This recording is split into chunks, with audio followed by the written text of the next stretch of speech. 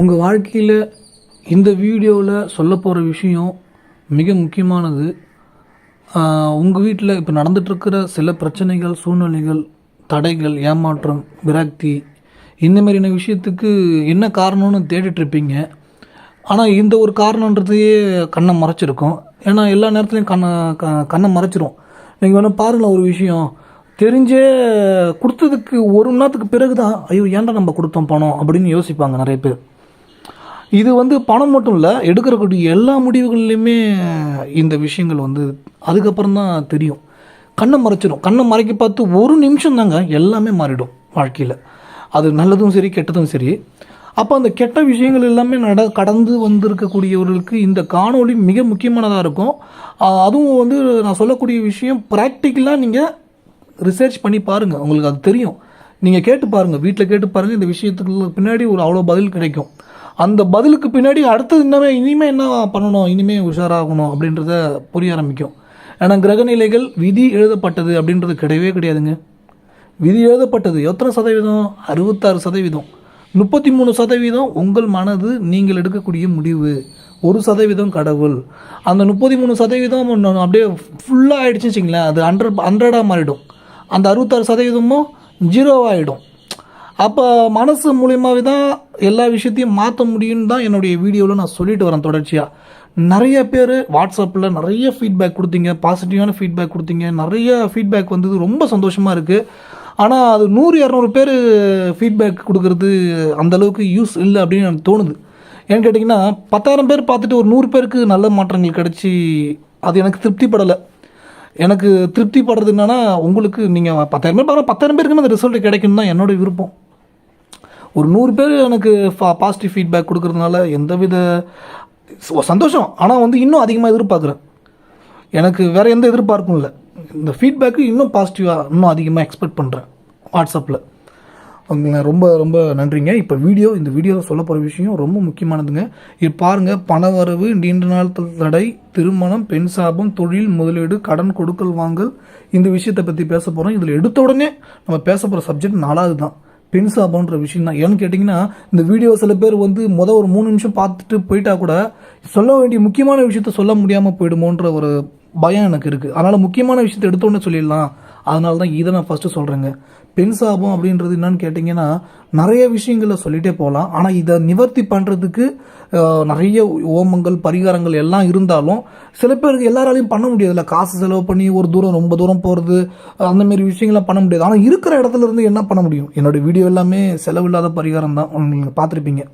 அப்போ பெண் சாபம்ன்ற விஷயம் எப்படி பண்ணுதுன்னு கேட்டிங்கன்னா, உங்களுடைய அப்பா அம்மா, அதாவது அப்பாவுடைய அம்மா வழியிலையோ ஒரு குழந்தை சின்ன வயசில் இருக்க போது இறந்துருக்கலாம், சூசைட் பண்ணியிருக்கலாம், எது வேணாலும் இருக்கலாம். ஒரு 3 வயசில் கருவிலே கூட கலையிறது கூட இது பெண் சாபத்தில் வந்துடுங்க. நிச்சயமாக வந்துடும். கருவு கலைக்கிறாங்க பார்த்தீங்களா?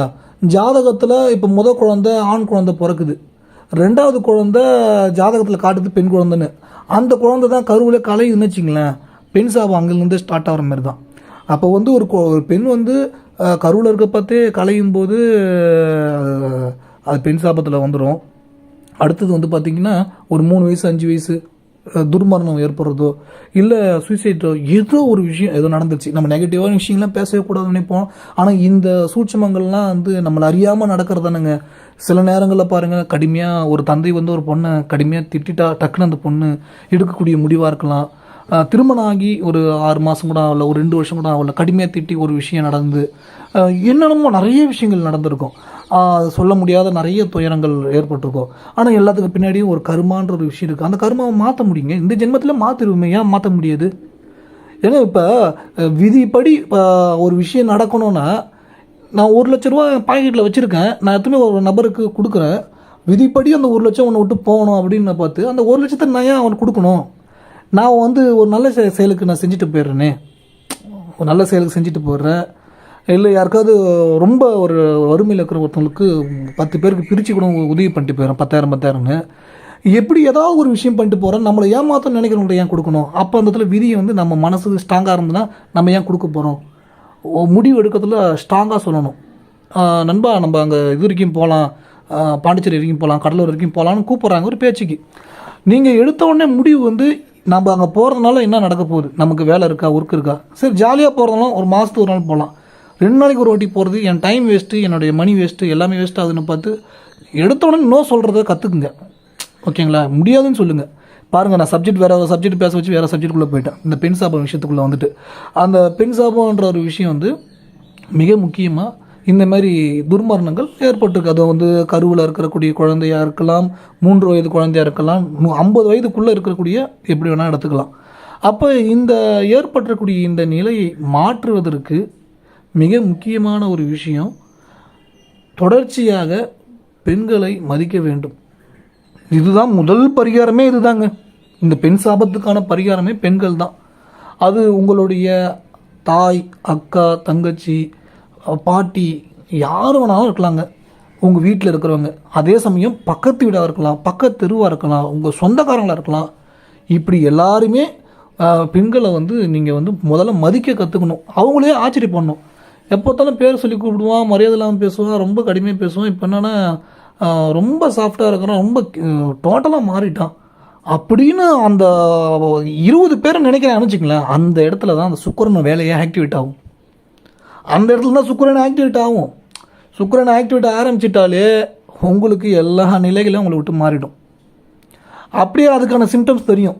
இப்போ இந்த பெண் சாபம்ன்ற விஷயத்தால் என்ன நடக்குதுன்னா, திருமண தடை, குழந்தை இல்லாத இருக்கக்கூடிய நிலை, கணவன் மனைவியுடைய கருத்து வேறுபாடு, பெண்கள் வந்து நிறைய பேர் சாபம் விட்டுருக்கலாம்.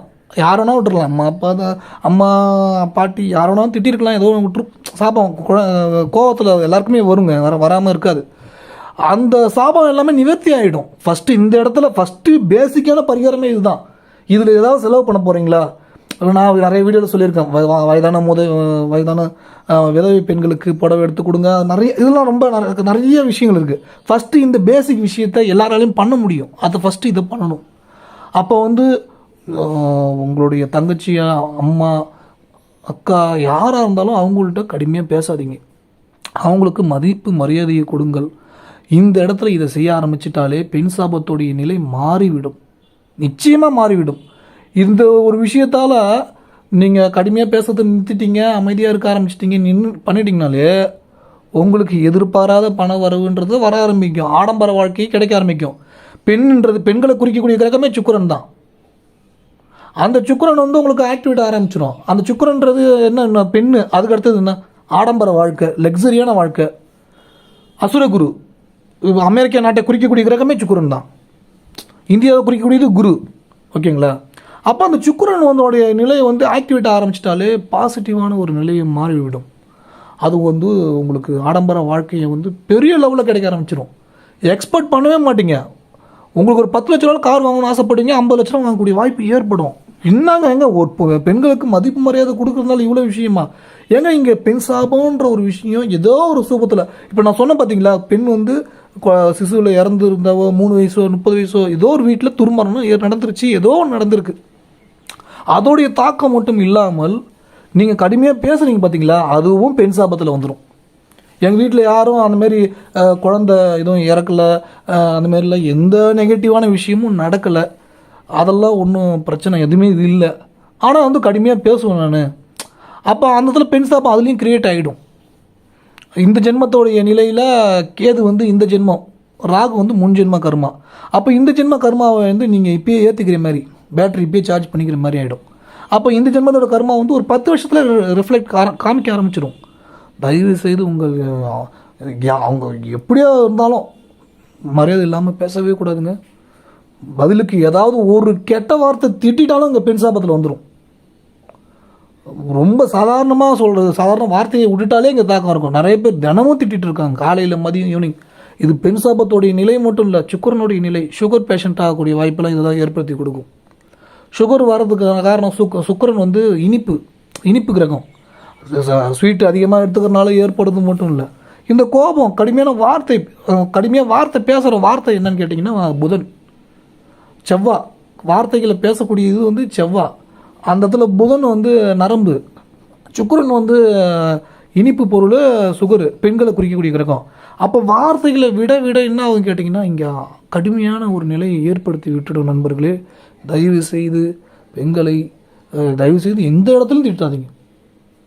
இந்த பெண் சாபத்துக்கு நிவர்த்தி இதுதான் முதல் பரிகாரம். ரெண்டாவது பரிகாரமாக நீங்கள் எடுத்துக்கிட்டிங்கன்னா, தொடர்ச்சியாக ரொம்ப வயதில் மூத்தவங்களுக்கு, ரொம்ப முடியாமல் இருக்கிறவங்களுக்கு என்ன உதவி செய்ய முடியும்? ஒரு டிஃபன் வாங்கி வந்து கொடுக்குறது, ஒரு பாட்டியாக இருக்கலாம். ஃபஸ்ட்டு நீங்கள் ஃபேமிலியில் இருக்கிறவங்களுக்கே நீங்கள் கேர் பண்ணுங்கள், ஃபேமிலியில் இருக்கிறவங்களுக்கு கேர் பண்ணுங்கள். அடுத்தது உங்கள் நண்பர்கள் வீட்டில் இருக்கவங்களும் கேர் பண்ணுங்கள், சமுதாயத்தில் இருக்கிறவங்களுக்கும் பண்ணுங்கள். ஃபஸ்ட்டு இந்த ஸ்டெப்லேருந்து பண்ணுங்கள். ஏன்னா ஃபஸ்ட் ஸ்டாண்டர்ட் படித்தா தான் செகண்ட் ஸ்டாண்டர்ட் போக முடியும். எடுத்த உடனே நம்ம 10th ஸ்டாண்டர்ட் படிக்க முடியாது. அந்த மாதிரி வந்து ஃபஸ்ட்டு வீட்டில் இருக்கிற வயசான பாட்டியை பாருங்கள். அடுத்து நண்பர்களுடைய வீட்டில் யாராவது முடியாமல் இருக்கிறவங்களோ அவங்களுக்கு உதவி பண்ணுங்கள். உங்கள் தெருவில் யாராவது உதவி பண்ணுங்கள். உங்களுடைய பொருளாதார நிலை வந்து ரொம்ப சிறப்பாக இருக்குன்னா இன்னும் பண்ணுங்கள். எந்த அளவுக்கு அவங்க வயதான பாட்டியை வந்து சந்தோஷப்படுத்த முடியுமோ அந்த அளவுக்கு இந்த ரெண்டாவது பரிகாரமாக எழுதணும். ஃபஸ்ட்டு கடுமையாக பேசுவதை தவிர்க்க வேண்டும். அவங்கள வந்து ஆச்சரியப்படணும். இன்னும் வந்து கடுமையாக பேசுவான், மரியாதைலாம் பேசுவான், இப்போ என்னென்னா ரொம்ப சாஃப்டாக இருக்கும், ரொம்ப ஆச்சரியமாக இருக்குது எனக்கு அப்படின்னு அந்த அவங்க நினைக்க ஆரம்பிச்சிட்டாலே இங்கே சுக்கரம் ஆக்டிவேட் ஆகிடும். ரெண்டாவது விஷயம், பாட்டிக்கு, வயசான பாட்டிக்கு, முதியவர்களுக்கு, அதுலேயும் விதவை பெண்களாக இருக்கிறவங்களுக்கு முடிஞ்ச வரைக்கும் அந்த உதவி செய்வது ரொம்ப நல்லது. அது வந்து ஒரு பண்டிகைக்கு ஒரு படம் எடுத்துறதா இருக்கலாம், அவங்களுக்கு தேவையான விஷயங்கள் என்னென்ன தேவையோ அதை பண்ணி கொடுக்கப்படி அந்த சுக்கரன் உங்களுக்கு பலமாகிடுங்க. திருமணம் ஆகாதவங்களுக்கு திருமணம் ஆகிடும், கண்டிப்பாக ஆகிடும்.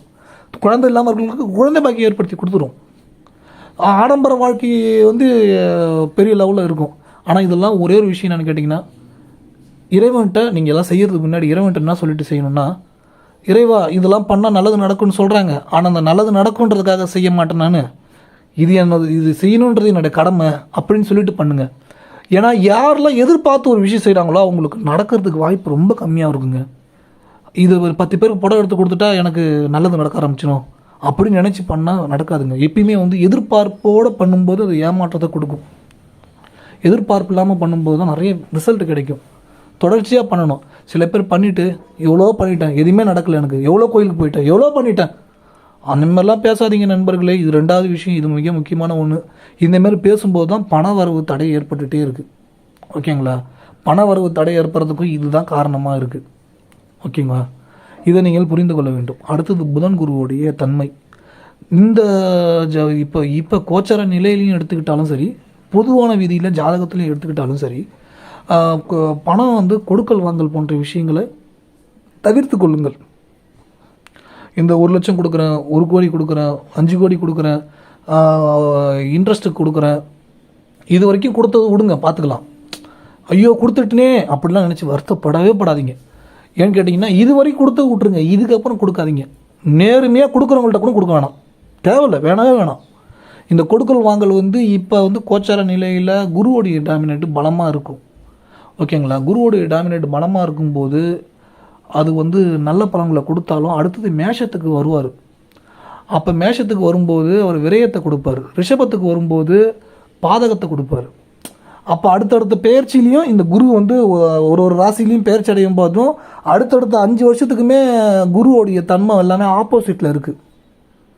எனக்கு கேட்டிங்கன்னா 2023 to 28 வரைக்குமே அந்த பணம் கொடுக்கல் வாங்கல் யாருமே வச்சுக்கூடாது. ஆனால் அடுத்தடுத்து மேஷம், ரிஷபம் அப்படியே அடுத்தடுத்த இடத்துக்கு போகிற எல்லா வீடும் ஆபத்தான வீடு. அந்த கடகத்துக்கு போக பார்த்தா நல்லாயிருக்கும். ஓகேங்களா? இதெல்லாம் குரு பெயர்ச்சி. நான் குரு பெயர்ச்சி, சனி பெயர்ச்சிலாம் வீடியோ போகிறதில்ல, அதை நான் தனியாக போடுறேன் நான். ஏன்னு கேட்டிங்கன்னா அதை தாண்டி ரொம்ப முக்கியமான விஷயங்கள் இருக்குன்றனால தான் அதெல்லாம் போகிறதில்ல. ஓகேங்களா? அடுத்தது வந்து இந்த பணம் கொடுக்கல் வாங்கல் போன்ற விஷயங்களை வச்சுக்காதீங்க. மிக முக்கியமாக அடுத்த ஒரு விஷயம், தொழில் பண்ணுறீங்கன்னா நிறைய டைம் உங்களுக்கு தொழிலில் தோல்வி அடைஞ்சிட்டே இருக்கீங்க அப்படின்னு பார்த்து உங்களுக்கு விரையாதிபதி ஸ்தானமும் தொழில் ஸ்தானமும் பலமாக கூடியிருக்கும். அப்போ எந்த தொழில் எடுத்தாலும் தோல்வி அடைஞ்சிட்டே இருந்திருப்பீங்க. ஆனால் நீங்கள் முதலீடு போட்டு பண்ணாதீங்க. இந்த பேட்டர்னில் இருக்கிறவங்க இதுக்காக நீங்கள் எங்கிட்ட ஜாதகம் அனுப்பி ஒரு பெரிய தொகையை கொடுத்து பணத்தை வேஸ்ட் பண்ண வேணான்றதுக்காகவே இந்த விஷயத்த சொல்கிறேன். முதலீடு போட்டு பண்ணக்கூடாதுன்றது ரூல் இருக்கும். ஏன்னா 7 டைம் ஒருத்தவங்க பிஸ்னஸில் தோல்வி அடைகிறாங்கன்னா, ஒரு 3 டைம் தொடர்ச்சி தோல்வி அடைகிறாங்களே, 4ஆவது டைம் அவங்க பண்ணக்கூடாது. ஏன்னா முதலீடு போட்டு பண்ணக்கூடாதுன்றது ரூலாக இருக்கும். ஜாதகத்தில் லக்கணத்துக்கு 12, 10 தொடர்பு இருக்கும். அவங்களாம் வெளிநாட்டை போய் பணம் சம்பாதிக்கணும், வெளிநாட்டு பணத்தை சம்பாதிக்கிறதுக்கான வழியை ஏற்படுத்திக்கணும். இதெல்லாம் முதலீடு இல்லாமல் பண்ணணும், சர்வீஸ் பேஸ் பண்ணி பண்ணணும், கமிஷன் பேஸ் பண்ணி பண்ணணும். அப்போ தொழில் வந்து உங்களுக்கு தோல்வி தொடர்ச்சி இருக்குது பார்த்து நீங்கள் இறங்காதீங்கன்னு சொல்ல வரேன் நான். தொழில் நீங்கள் ஜெயிச்சிருக்கலாம். 15 கோடி 20 கோடி சம்பாரிச்சவங்களாம் நான் பார்த்துருக்கேன். ஷார்ட் பீரியடில் 2 வருஷத்தில் 20 கோடி சம்பாரிச்சவங்க 30 கோடி சம்பாரிச்சவங்களாம் பார்த்துருக்கேன். அந்த டைமில் அவங்க நடக்கிற திசை கெடுதல் செய்யக்கூடிய கிரகமாக இருந்தாலும் அது வலுவிழந்திருக்கும். வலுவிழந்திருக்கு பார்த்தா அதனால் ஒன்றுமே பண்ண முடியாது. உங்களை அடிக்க ஒருத்தன் வரேன், அவனை டக்குன்னு மண்டியில் நெகட்டிவாக பேசக்கூடாது, அவன் ஏஞ்சி அடிக்க முடியாது. அந்த மாதிரி கெடுதல் செய்யக்கூடிய கிரகம் வலு இழந்திருக்கும் போது எதுவுமே பண்ண முடியாது. அப்போ அந்த 19 வருஷத்தில் கடைசி ஒரு 3-4 வருஷத்தில் பெரிய லெவலில் பீக்கில் விட்டுருக்கோம். அடுத்த ஒரு வரக்கூடிய திசையில் கவுத்து விட்டுருக்கோம். அப்போ நமக்கு வலு குன்றி இருக்கிற திசை திருப்பி வராது. திரும்பி வரத்துக்கு அது 30-40 வருஷம் எடுக்கும் ஜாதகத்தில். அப்போ முதலீடு இல்லாமல் பண்ணுறது இந்த இடத்துல ரொம்ப நல்லது. தோல்வி அடைந்தவர்களுக்கு இந்த விஷயம் மிக மிக பொருந்தும். அது மட்டும் இல்லாமல் உங்கள் ராசி அமைப்பிற்கும் மிக முக்கியமாக செய்ய வேண்டிய விஷயங்கள், முதலீடாக இருந்தாலும் ஒரு 4 விஷயத்தில் பிரித்து போடுங்க. இந்த இடத்துல 4 விஷயத்தில் பிரித்து போடும்போது கிரகங்கள் ஆக்டிவேட் ஆகிடும். ஷேர் மார்க்கெட்டில் போய் இன்வெஸ்ட் பண்ணுறீங்கன்னு வச்சுக்கோங்க. பேச்சுக்கு ஷேர் மார்க்கெட்டில் நான் இன்ட்ராட்ரேவோ ஆப்ஷன் ட்ரேடிங்கோ கால் புட் ஆப்ஷனோ சொல்லலை. நீங்கள் இன்னும் அதில் போய் மாட்டிக்க போகிறீங்க. நான் சொல்கிறது ஒரு ஐஆர்டிசி ஷேர் 22 ரூபா, வெறும் 22 ருபீஸ். ஒரு பிரிட்டானியா ஷேர் 3000 ரூபா, ஒரு ஐடிசி ஷேர் ஒரு 350 ரூபா, 320 ரூபா. இந்தமாரி மாதம் ஒரு 3000 4000 லாங் டேர்முக்கு நீங்கள் இன்வெஸ்ட் பண்ணுங்கள். மொத்த காசு இன்வெஸ்ட் பண்ணாதீங்க. மொத்த காசு நான் இன்வெஸ்ட் பண்ண போகிறேங்க, 10 லட்சம் இருக்குதுங்க, நான் பண்ண போகிறேங்கன்னு கேட்குறாங்கன்னா ஒரு 3 லட்சத்துக்கு கோல்டு வாங்கி வச்சுக்கிங்க, பாண்டா கூட வாங்கி வச்சுக்கிங்க, கோல்டு வாங்கி வச்சுக்கிங்க. ஏன்னா செய்கூலி சேதாரம் வரும், அதெல்லாம் தேவையில்லாத லாஸ் கொடுக்கும். ஒருவேளை நிறைய லாஸ் ஆகிறதுக்கு அப்படியாவது எடுத்து வைக்கிறது கூட தப்பு இல்லை. உடனே விற்கிற மாதிரி ஒரு முடிவு எடுக்காதீங்க. நீங்கள் கோல்டு வாங்க போகிறீங்க ஒரு பேச்சுக்கு, 3 லட்சம், அந்த 10 லட்சத்தில் 3 லட்ச ரூபா கோல்டு வாங்க போகிறீங்க. வாங்கிட்டு மறந்துடணும், அந்த காசு செலவு பண்ணிட்டேன்னு நினச்சிடணும். அடுத்தது ஒரு 3 லட்ச ரூபாய்க்கு பங்கு சந்தையில் ஒரு 10 கம்பெனியில் பிரித்து போட போகிறீங்க. சூப்பர். இன்னும் ஒரு 4 லட்ச ரூபா இருக்குது, 4 லட்ச ரூபா ஒரு பிளாட் வாங்க போகிறேன். இதெல்லாம் நான் ஒரு உதாரணமாக சொல்கிறேன். உங்களுடைய இன்வெஸ்ட்மெண்ட் 1 கோடி ரூபா கையில் இருந்தாலும் இதை அப்படியே இப்படி பிரித்து போடணும். கோல்டு லாங் டைமில் பங்குச்சந்தை வாங்கி பத்திரம் வாங்கி வச்சுருங்க, இல்லை ஆன்லைனில் இன்வெஸ்ட் பண்ணுறீங்க. இன்வெஸ்ட் பண்ணிட்டு அது மறந்துடணும், போர்ட்ஃபோலியோவை பார்க்கக்கூடாது. கோல்டு வாங்கி வச்சுட்டிங்கன்னா அதையும் மறந்துடணும், அது குறையுது. இப்போ இன்றைக்கி போய் நீங்கள் 10 லட்ச ரூபா கொடுத்து கோல்டு வாங்குறீங்க, நாளைக்கு அந்த கோல்டு 9.25 லட்சம் ஆகிடுச்சு. 50,000 போனால் போகுது, ஒன்றும் பிரச்சனை இல்லை. ஐயோ இது விற்றுடலாம், இன்னும் இறங்கிடும் அப்படின்னு விற்றுட்டுனா அதோட முட்டாள்தனம் எதுவும் இல்லை. அந்த காசு தேவையில்லாத விரையும் ஏற்படும். அதுமாதிரி நிறைய அனுபவத்தை நீங்கள் பார்த்துருப்பீங்க. தயவுசெய்து அந்த மாதிரி விஷயங்கள்லாம் பண்ணிடாதீங்க. முதலீடு 4-5 விஷயத்தில் இன்வெஸ்ட் பண்ணிவிட்டு மறந்து விடுங்கள்.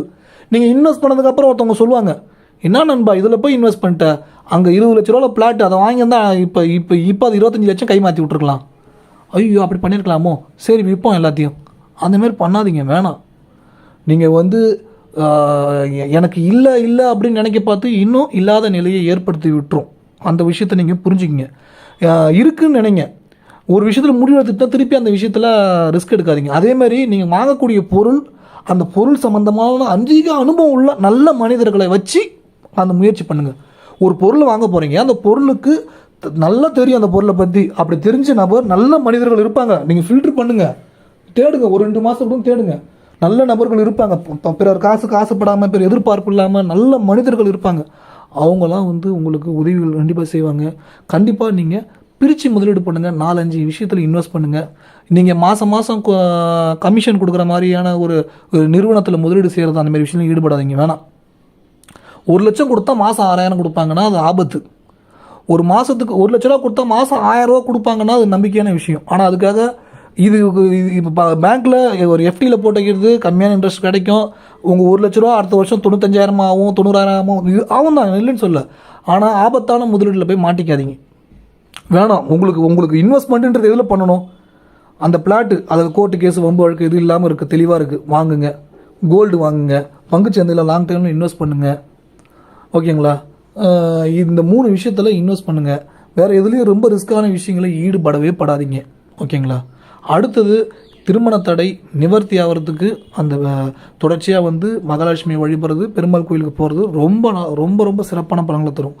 நீண்ட நாட்கள் தடையை நிவர்த்தி பண்ணுறதுக்கு புதன்கிழமையும் வியாழக்கிழமையும் வெள்ளிக்கிழமையும் இந்த 3 நாளும் அன்னதானம் பண்ணுங்கள். ரொம்ப ரொம்ப வறுமையில் இருக்கிறவங்களுக்கு பண்ணுங்கள். புதன் வியாழன் வெள்ளி, புதன் கிரகம், குரு கிரகம், சுக்கிரன் கிரகம். புதன் குரு தான் பணத்தை விரயம் ஏற்படுத்தக்கூடிய நிலை. அதனால தான் கொடுக்கல் வாங்கல் வச்சுக்காதீங்கன்னு சொல்ல வரேன். ஓகேங்களா? அதுக்கு அடுத்தது இந்த விஷயங்கள்லாம் பண்ணும்போது எதிர்பாராத பண வரவுன்றது நிச்சயம் ஏற்படும். ஆனால் நீங்கள் அவசரப்படவே கூடாது. அவசரப்பட்டால் அந்த பண வரவு இன்னும் நாட்கள் ஆகும். இதை நீங்கள் முழுமையாக புரிந்து கொள்ள வேண்டும்.